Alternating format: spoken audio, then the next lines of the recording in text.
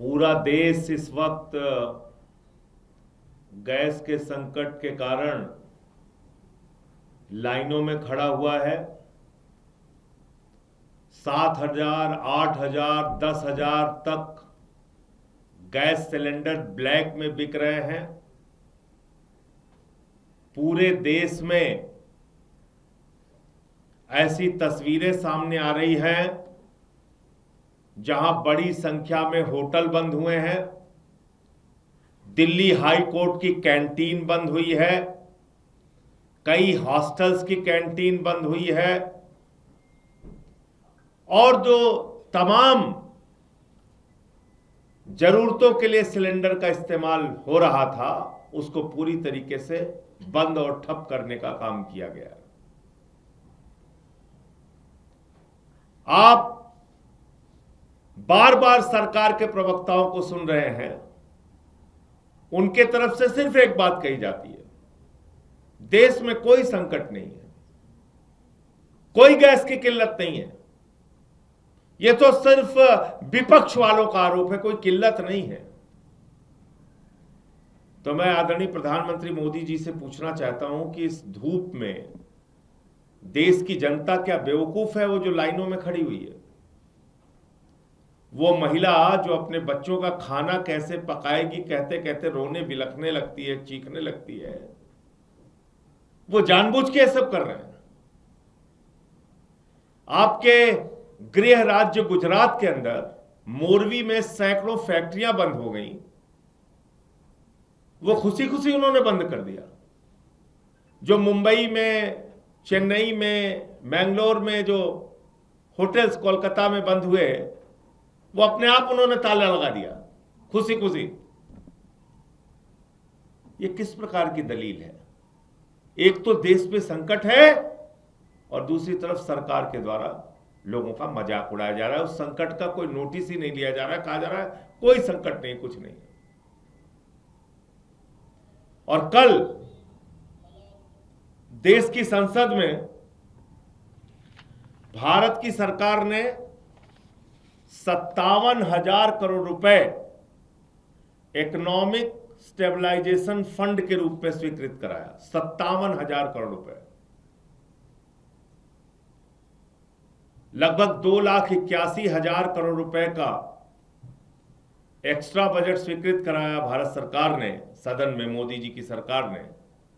और इसमें से 57,000 करोड़ रुपए जो मौजूदा परिस्थितियां हैं, जो युद्ध की स्थितियां हैं, उसको देखते हुए कि जो तमाम संकटों का सामना हम लोगों को करना पड़ेगा, उसके लिए 57,000 करोड़ रुपए की सदन की मंजूरी ली।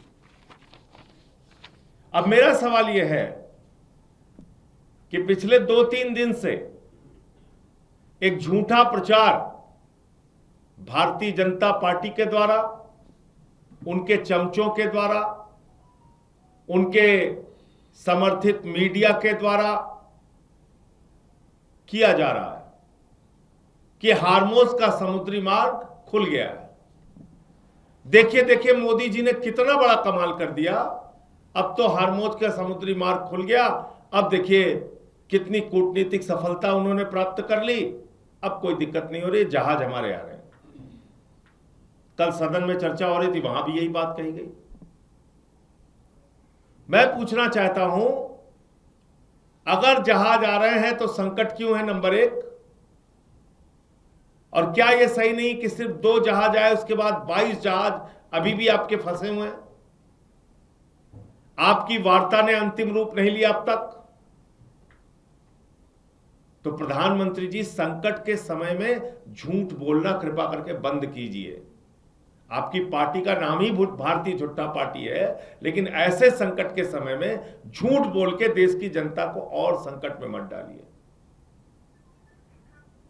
और कल देश की संसद में यह कहा गया कि यह संकट आया हुआ है। नहीं साहब, यह संकट लाया गया है।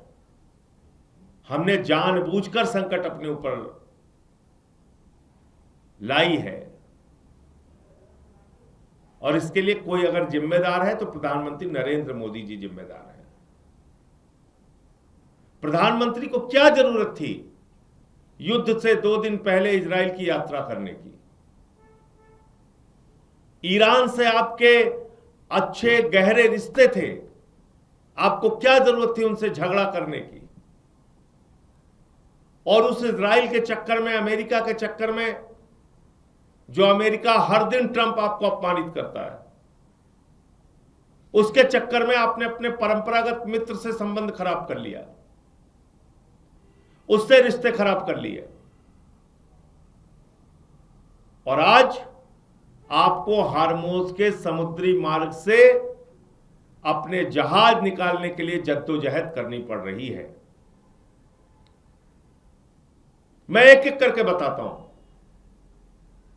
प्रधानमंत्री इजराइल की यात्रा पे गए, उसके बाद 2 दिन के बाद अमेरिका और इजराइल ने हमला कर लिया, वहां के सुप्रीम लीडर खामेनेई की हत्या हो गई। प्रधानमंत्री ने शोक संवेदना के एक शब्द नहीं बोले। प्रधानमंत्री उसके बाद 8 देशों के प्रमुखों से बातचीत करते हैं, ईरान के राष्ट्रपति से बातचीत नहीं करते।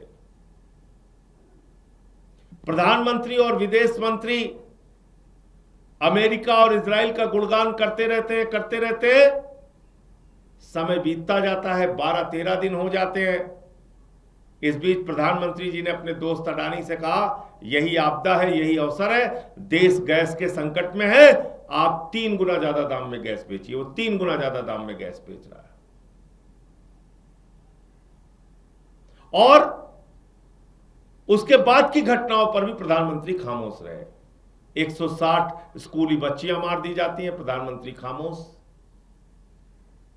हमारे मेहमान के रूप में आए हुए ईरानी नौसेना के जहाज को वापसी में उड़ा दिया जाता है अमेरिका के द्वारा। 100 से अधिक नौसैनिक ईरानी मारे जाते हैं, हमारे मेहमान मारे जाते हैं, प्रधानमंत्री खामोश, कुछ नहीं बोलते, क्योंकि उनको लग रहा था ट्रंप और इजराइल तो इतनी महाशक्तियां हैं, वो तो ईरान को बिल्कुल मिटा देंगे, फिर हम भी उनके साथ खड़े होकर नाचेंगे। मेडल पहन के नाचा ही था उन्होंने, लेकिन ऐसा हुआ नहीं। युद्ध लंबा खिंच गया, देश संकट में आ गया, और तब प्रधानमंत्री ने ईरान के राष्ट्रपति से बातचीत की। मैं पूछना चाहता हूं कि आप जानबूझ के देश को संकट में क्यों डालते हैं? आपकी क्या विदेश नीति है? हर चीज में आप पहले समस्या पैदा करते हैं, उसके बाद उस समस्या का रोना रोते हैं, फिर उसी के नाम पे वोट मांगना चाहते हैं। देखो देखो हमारे साथ तो ये हो गया, देखो देखो हमारे साथ तो विपक्ष खड़ा नहीं हो रहा। ये तो पहले दिन से हम लोग कह रहे थे ना कि राष्ट्रपति से बात करो। आपने 13 दिन का विलंब क्यों किया? जब दुनिया के 50 देश बातचीत कर चुके, तब आपने बात क्यों किया? पहले बातचीत क्यों नहीं किया आपने? लेकिन आपने बात नहीं की उस ईरान के साथ जिसके लिए आदरणीय प्रधानमंत्री नरेंद्र मोदी जी ने खुद ने ईरान की यात्रा के दौरान कहा था, ईरान और भारत की दोस्ती इतिहास से भी ज्यादा पुरानी है। जिस खामेनेई को 7वीं शताब्दी की कुरान की पांडुलिपि भेंट की थी प्रधानमंत्री नरेंद्र मोदी जी ने, जिस ईरान के राष्ट्रपति की हेलीकॉप्टर दुर्घटना में मृत्यु होने पर प्रधानमंत्री जी ने राष्ट्रीय शोक घोषित किया था 2024 में, यही नरेंद्र मोदी जी।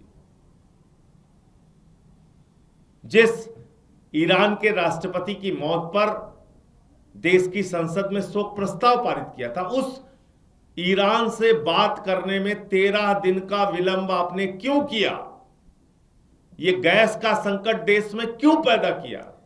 क्या आपकी मंशा अडानी को फायदा पहुंचाने की थी, या आप एप्स्टीन फाइल के गहरे दबाव में है प्रधानमंत्री जी, जिसके कारण से ट्रंप और इजराइल की हर बात आपको माननी पड़ रही? देश आपसे जानना